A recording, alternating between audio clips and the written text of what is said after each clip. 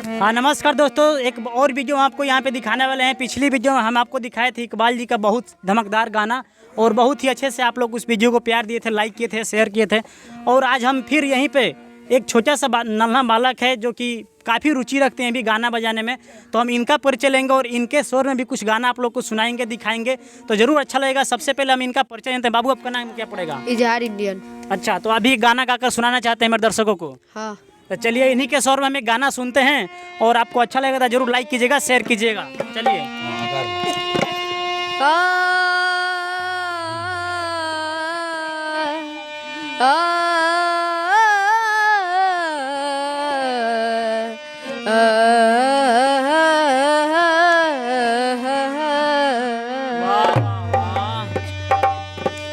तू ना अइल भूला गइल हमरा के बिरहीन बना गइल। क्या बात है। तो रोज रोज जिया तो छछले नानू जी, जियते जिंदगिया में धुआं बुड़ा गइल। जय हो, जय हो।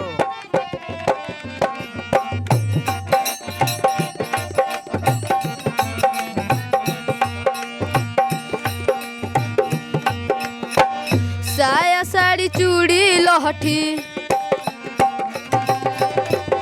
साया साड़ी चूड़ी लहठी मिली गईले, परदेसी बालम ना आइले, परदेसी बालम ना आइले। आसो के सीजन में कहवा, आसो के सीजन में कहवा झुरैले, परदेसी बालम ना आइले, परदेसी बालम ना आइले। जय हो। देख सकते हैं कितना अच्छा यहाँ पे एक संगीत का माहौल बना हुआ है और बच्चा काफ़ी अच्छा लय पकड़ लिया है। तो उम्मीद करता हूँ कि आपको वीडियो जरूर अच्छा लगा। चैनल को लाइक कीजिएगा, सब्सक्राइब कीजिएगा।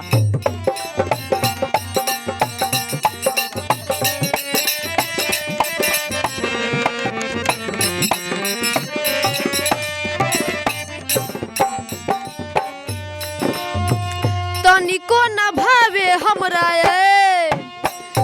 भेजल खिलौना, सुनसान लागे उनका बिना बिछौना, सुनसान लागे उनका बिना बिछौना। तनिको न भावे हमरा भेजल खिलौना, सुनसान लागे उनका बिना बिछौना, सुनसान लागे उनका बिना बिछौना। जरती जवानी मन, जरती जवानी मन तड़पैले, परदेसी बालम ना आइले, परदेसी बालम ना आइले।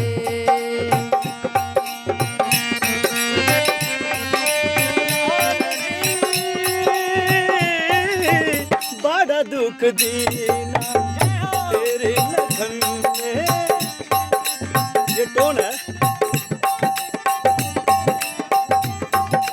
माल गा दीजिए।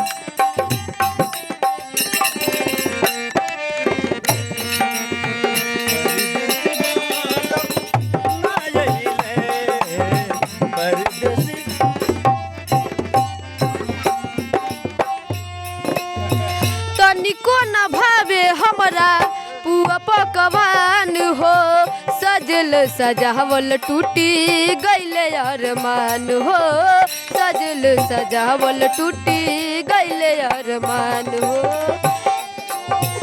निक नाही लागे कवनो पुआ पकवान हो, सजल सजावल टूटी गइले अरमान हो, सजल सजावल टूटी गइले अरमान हो। गवना करा के काहे हो, गवना करा के काहे भर मईले, परदेसी बालम ना आइले, परदेसी बालम ना आइले।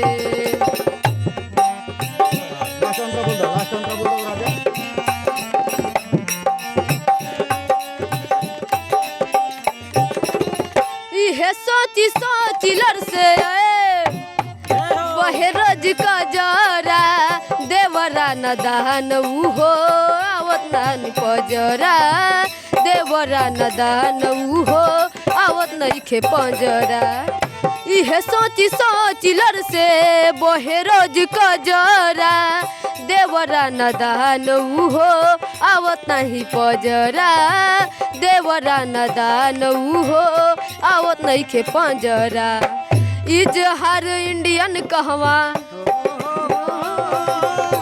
इजहार इंडियन कहवा रही गईले परदेसी बालम ना अइले परदेसी बालम ना अइले साया साड़ी चूड़ी लहठी साया साड़ी चूड़ी लहठी मिल गईले परदेसी बालम ना अइले परदेसी बालम ना अइले। वाह वाह, क्या बात है, एक ताली हो जाए भाई इतना सुंदर गीत के लिए। तो देख सकते हैं कि यहाँ पे छोटा बालक ने काफ़ी अच्छा अपने स्वर में गाना सुनाया और यहाँ पे लोग झूम कर ताली बजा दिए। तो इस वीडियो को ज़्यादा से ज़्यादा शेयर कीजिएगा और लाइक कीजिएगा। धन्यवाद।